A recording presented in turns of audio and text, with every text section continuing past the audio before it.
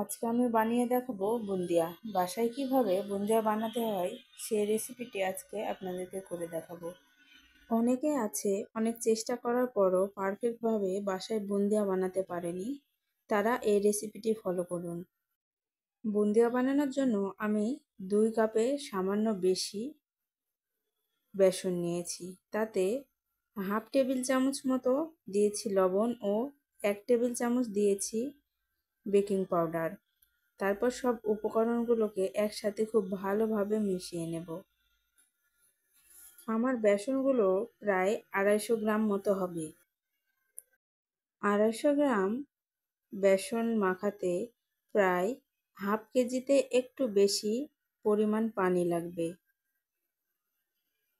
পানিটা আমি একবারই দেব না, অল্প অল্প করে কয়েকবারে পানিটি ব্যবহার করব। আর এই সময় বেসনটাকে খুব চেপে চেপে মাখার কোনো দরকার নেই। হালকা হাতে নেড়ে নেড়ে মেখে নেব আর অল্প অল্প করে পানি দেব। আপনারা অবশ্যই বেসনটা ব্যাটার বানানোর জন্য একটা বড় পাত্র নেবেন, কারণ এটা যখন অনেকক্ষণ মাখিয়ে নেওয়া হবে তখন অনেকটাই ফুলে যাবে, ফুলে অনেক জায়গা লাগবে। আর এটা যেহেতু অনেকক্ষণ ধরে নাড়াচাড়া করা লাগবে, তাই বড় বাসন নিলেই ভালো হবে।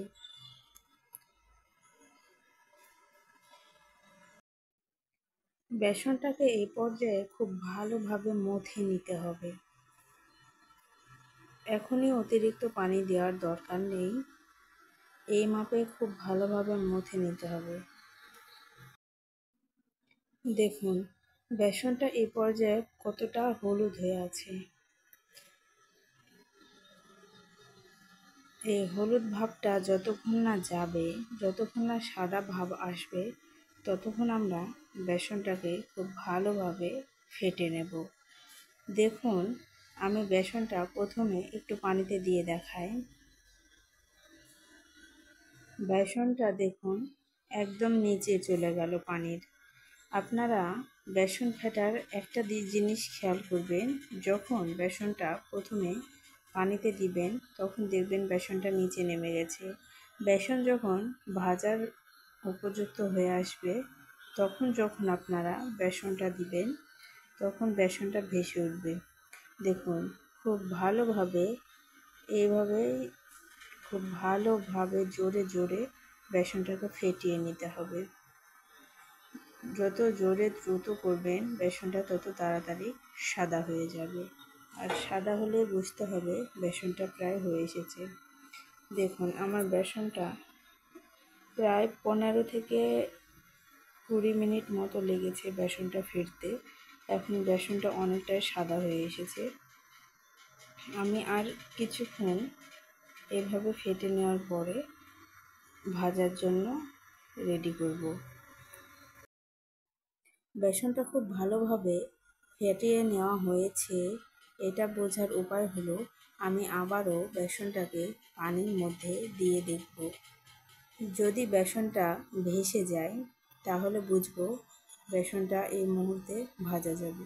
দেখুন আমার বেসন প্রায় ভাজার মতো হয়ে গেছে। বেসনটা পানিতে দেওয়ার সাথে সাথে ভেসে এসেছে। এবার আমি বেসনটাকে আর একটু নাড়াচাড়া করে চলে যাব ভাজতে। এই পর্যায়ে বেসনের ঘনত্ব দেখুন। ভাজার আগ মুহূর্তে আমি বেসনটা আরেকটু পাতলা করে নেব। এতটা ঘন বেসন করলে নিচের দিকে নামবে না। দেখুন ব্যাটারের ঘনত্বটা কেমন হয়েছে। আমি আরও পানি দিয়ে নেব, কিন্তু পানিটা দেব পর্যায়ক্রমে। একসাথে অতিরিক্ত পানি দিবেন না, ধীরে সুস্থে অল্প অল্প করে পানি দিবেন এবং বেশি বেশি করে নেড়ে পানিটা সম্পূর্ণ মিশিয়ে নেবেন। অল্প পানি দিয়ে ভালোভাবে তাড়াতাড়ি মেশানো যায়। এবার আমি চুলায় একটা কড়াই বসিয়ে তাতে 600 গ্রাম মতো তেল দিয়ে দিয়েছি। তেলটা গরম হয়েছে কিনা চেক করার জন্য আমি একটু পরিমাণ বেসনের ব্যাটার দিয়েছি, যেন তেলটার তাপমাত্রা বোঝা যায়। এখনো বুন্দিয়া ভাজার মতো তেলটা গরম হয়নি, তার জন্য আমি আরও কিছুক্ষণ তেলটা গরম করে নেব। এবার তেলটা ভালোভাবে গরম হয়ে এসেছে। এখন একটা ছিদ্রযুক্ত চামচের সাহায্যে ব্যাটারগুলো একে একে দিয়ে বুন্দিয়াগুলো ভেজে নেব। দেখুন বুন্দিয়াগুলো কত সুন্দর গোল গোল হয়ে পড়ছে। এভাবে ভাজার চেষ্টা করুন, তাহলে আপনারও বুন্দিয়া পারফেক্টভাবে ভাজা হবে। এভাবে ভেজে আপনি মাস 2-3 মতো রেখে দিতে পারবেন।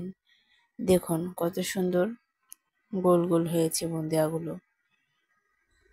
আমি পর্যায়ক্রমে অর্ধেকটা বেসনের ব্যাটারের বুন্দিয়া ভেজে নেব, আর বাকি অর্ধেকটাতে আমি ফুড কালার ব্যবহার করব বেসনটা কালার করার জন্য। যদি মনে হয় বেসনের ব্যাটার পরে একটার সাথে আরেকটা বুন্দিয়া লেগে যাচ্ছে, তাহলে কোনো সমস্যা নেই। ওটা যখন তেলে ভাজা হয়ে যাবে তখন আপনি হাত দিয়ে এমনিতেই ছুটিয়ে নিতে পারবেন। বুন্দিয়াগুলো ভাজা হয়ে আসলে অতিরিক্ত তেলের গরমে বুন্দিয়াগুলো দ্রুত পুড়ে যেতে পারে, তাই বুন্দিয়াগুলোর যখন কালার চেঞ্জ হয়ে আসবে তখন চুলার তাপমাত্রাটা কমিয়ে দিবেন।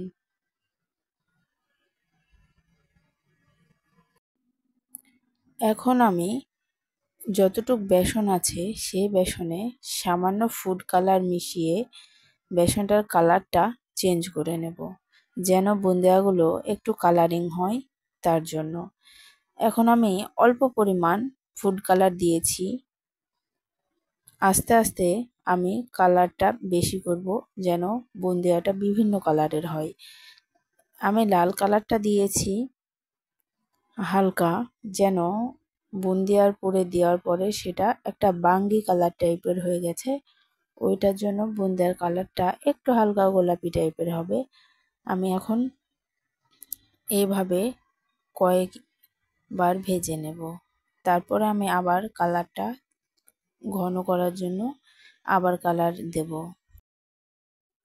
আপনারা বাসায় যদি বুন্দিয়া ভাজতে চেষ্টা করেন আর যদি কালার না থাকে তো কোনো সমস্যা নেই, যেভাবে পারবেন সেভাবেই আগে চেষ্টা করবেন বুন্দিয়াটা ভাজতে শেখার, তারপরে ভালোভাবে ভাজবেন।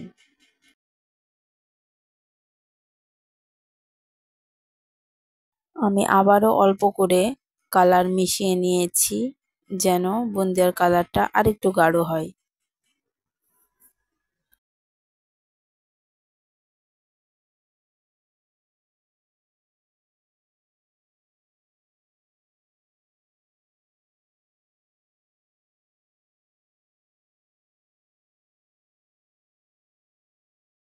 এখন দেখুন বুন্দিয়ার কালারটা আরো কত সুন্দর হয়েছে। এভাবে আমি পর্যায়ক্রমে সবগুলো বুন্দিয়া ভেজে নেব।